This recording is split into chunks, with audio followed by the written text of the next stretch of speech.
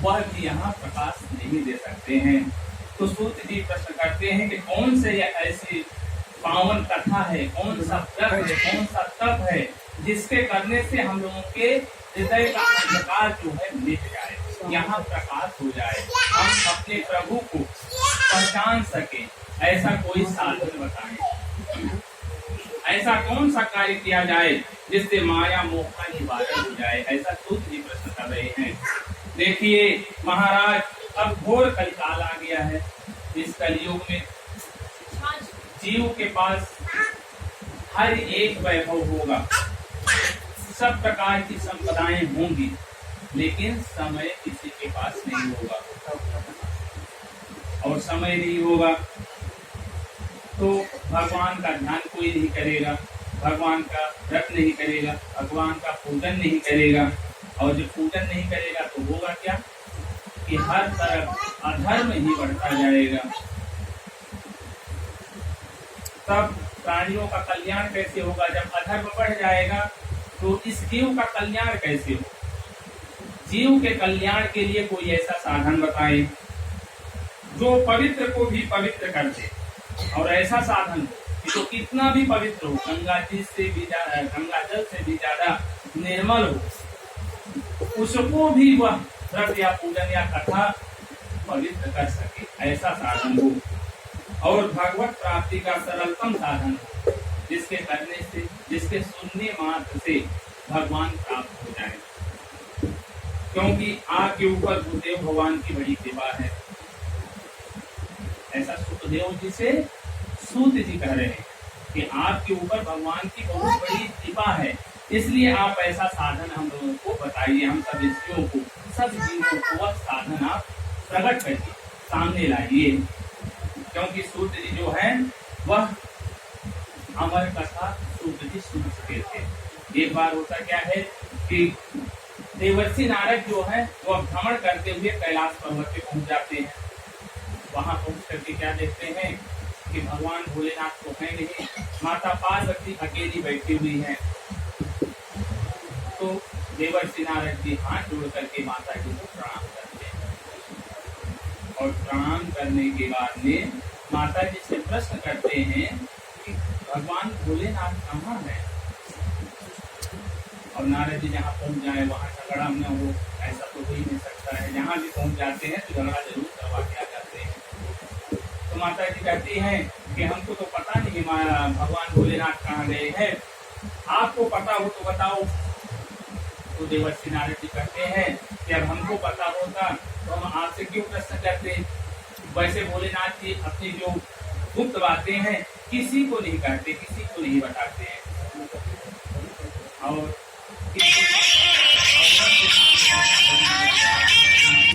वहम आ जाता है, शंका आ जाता है। माता जी के भी मन में शंका उत्पन्न हो गई। बोले देवर्षि नारद जी आप ऐसा क्यों कह रहे हैं?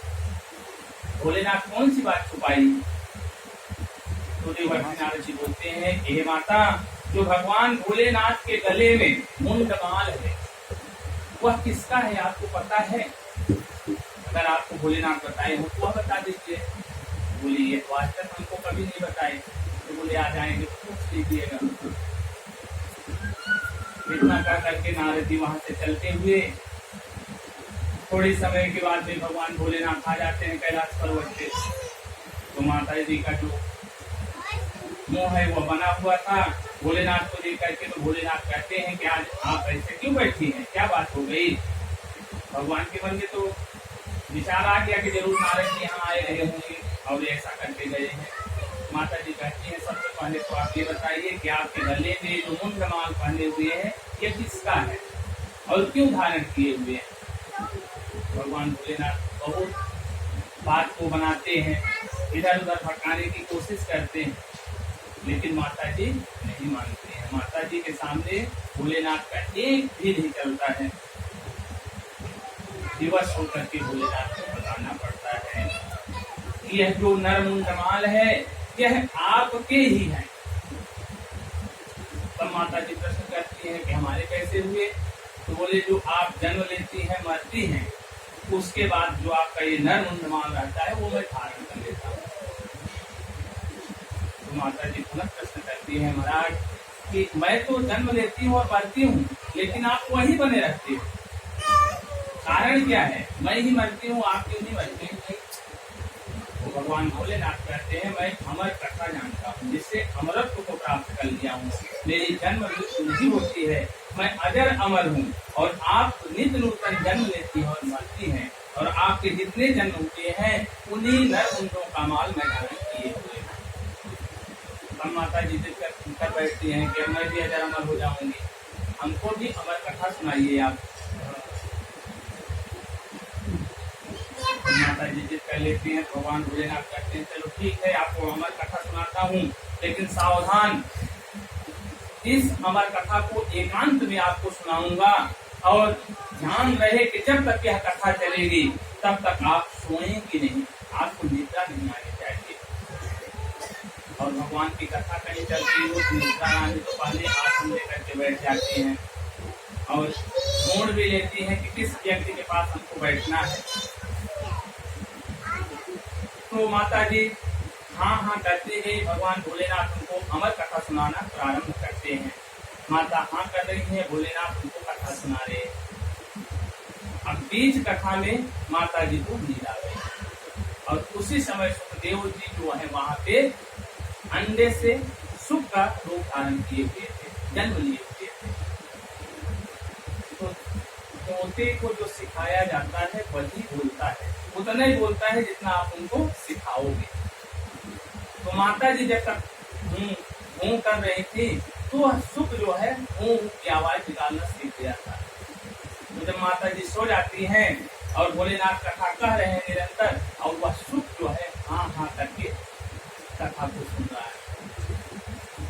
जब अमर कथा समाप्त होती है, विश्राम होता है, भगवान भोलेनाथ देखते हैं कि माता जी तो सो चुकी है, और माता जी अगर सो चुकी हैं तो अभी तक हाँ हाँ कौन कर रहा था?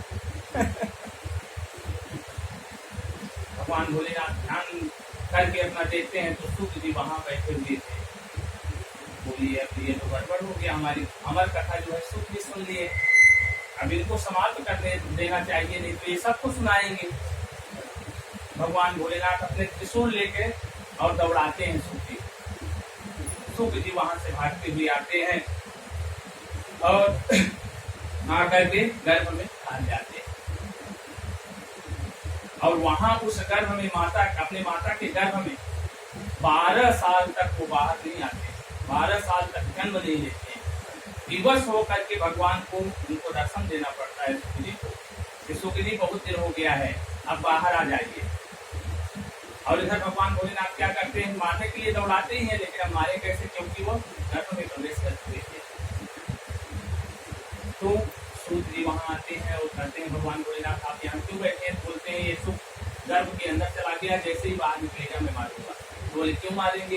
तो बोले ये हमारी अमर कथा जो है चोरी करके सुना है। बोले वो अमर कथा सुन लिया है? बोला हाँ। भगवान भोलेनाथ कहते हैं सुन लिए। बोले प्रभु जब आप कहते हैं अमर कथा है तो आप उनको कैसे मार पाएंगे, क्योंकि वो तो अमर हो गए हैं। या तो अपनी वाणी को आप असत्य करिए तब उनको मार पाएंगे, नहीं तो अमर कथा सुनने के बाद तो मार नहीं पाएंगे। भगवान भोलेनाथ विवश होकर के कैलाश पे आ जाते हैं। भगवान नारायण जो है चतुर्भुज धारण करके शुक्र जी को दर्शन देते हैं और कहते हैं कि आप गर्भ से बाहर आइए, हमारी माया जो है आपको कभी नहीं लगेगी। वो शुक्र जी जो है वही कथा सुने हुए हैं। और आज सूत जी क्या कर रहे हैं कि आप गुरु वाणी से सुने हुए हैं। भगवान भोलेनाथ जगत गुरु, इसके शुक्र जी के गुरु कौन हुए? भगवान भोलेनाथ। तो आप जो कथा सुनाओगे वह फलीभूत होगा, इसलिए इस जीव के कल्याण के लिए आप कोई ऐसा कथा बताइए, साधन बताइए जिससे जीव का कल्याण हो जाए।